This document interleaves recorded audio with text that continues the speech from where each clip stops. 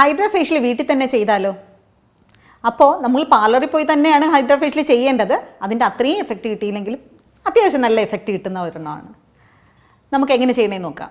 അതായത് ice cube എടുക്കുക, മുഖം നന്നായിട്ട് റബ്ബ് ചെയ്യുക. ഇതെന്തിനാണെന്ന് പറഞ്ഞു കഴിഞ്ഞാൽ പഫ്നെസ് ഒക്കെ മാറി നമ്മുടെ മുഖം ഒന്ന് നന്നായിട്ട് ക്ലെൻസായി നമുക്ക് ഈ സംഭവങ്ങൾ നമ്മൾ ഇടുന്ന സംഭവങ്ങളെല്ലാം നല്ല ഹൈഡ്രേറ്റഡ് ആയിട്ടിരിക്കണം. അതിന് വേണ്ടിയിട്ട് ഒരു ഐസ് ക്യൂബ് എടുക്കുക, ഒരു 10-20 മിനിറ്റ് നന്നായിട്ട് ഒന്ന് സ്ക്രബ് ചെയ്യുക.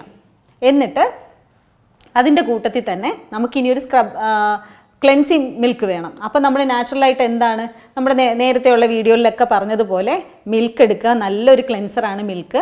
അപ്പം കുറച്ച് മിൽക്ക് എടുക്കുക, അതിൻ്റെ അകത്ത് കോട്ടൺ മുക്കിയിട്ട് നന്നായിട്ട് ക്ലെൻസ് ചെയ്യുക, അത് വാഷ് ഔട്ട് ചെയ്യുക. എന്നിട്ട് നമുക്കൊരു സ്ക്രബ്ബ് വേണം. സ്ക്രബിന് വേണ്ടിയിട്ട് നമുക്ക് വീട്ടിൽ തന്നെ ഉള്ളൊരു സ്ക്രബ്ബ് തയ്യാറാക്കണമല്ലോ. ഒരു ടൊമാറ്റോ എടുക്കുക, 2ആയിട്ട് മുറിക്കുക, കുറച്ച് പഞ്ചസാരയിൽ ഈ ടൊമാറ്റോ മുക്കുക, കുറച്ച് കോഫി പൗഡർ എടുക്കുക, അതിലോട്ട് മുക്കുക. എന്നിട്ട് നന്നായിട്ട് ആ ടൊമാറ്റോ വെച്ചിട്ട് തന്നെ നന്നായിട്ട് സ്ക്രബ് ചെയ്യുക. ഒരു 10-20 മിനിറ്റ്, 20 മിനിറ്റ് വേണ്ട, ഒരു 15 മിനിറ്റ് നന്നായിട്ട് സ്ക്രബ് ചെയ്യുക. എന്നിട്ട് വാഷ് ഔട്ട് ചെയ്യുക. ഇനി നമുക്ക് വേണ്ടത് ഒരു പാക്കാണ്.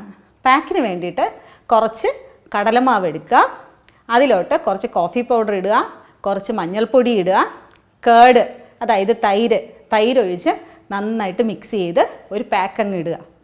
ഇത്രയും സാധനങ്ങൾ നമ്മൾ യൂസ് ചെയ്യുമ്പോൾ തന്നെ മനസ്സിലാവും നമുക്ക് ടാൻ മാറും, നല്ലൊരു ഫ്രഷ്നെസ് ഉണ്ടാവും. അതുപോലെ നമ്മൾ ആദ്യം ചെയ്ത ആ ഒരു ഹൈഡ്രേറ്റഡ് ആയിട്ടിരിക്കുന്ന ഒരു സംഭവം ഉണ്ടല്ലോ, അത് സ്കിപ്പ് ചെയ്യാനേ പാടില്ല കേട്ടോ. ഇത് ഇങ്ങനെ തന്നെ കണ്ടിന്യൂസ് ആയിട്ട് ചെയ്തുകൊണ്ടിരിക്കുക. നമുക്ക് വീക്ക്ലി വൺസ് ഒക്കെ ചെയ്യാൻ പറ്റുന്ന നല്ലൊരു ഫേഷ്യലാണ്. എന്തായാലും ട്രൈ ചെയ്ത് നോക്കണം. ഈ പാക്ക് ഇട്ട് 20 മിനിറ്റ് കഴിഞ്ഞിട്ട് വാഷ് ചെയ്ത് കളയുക.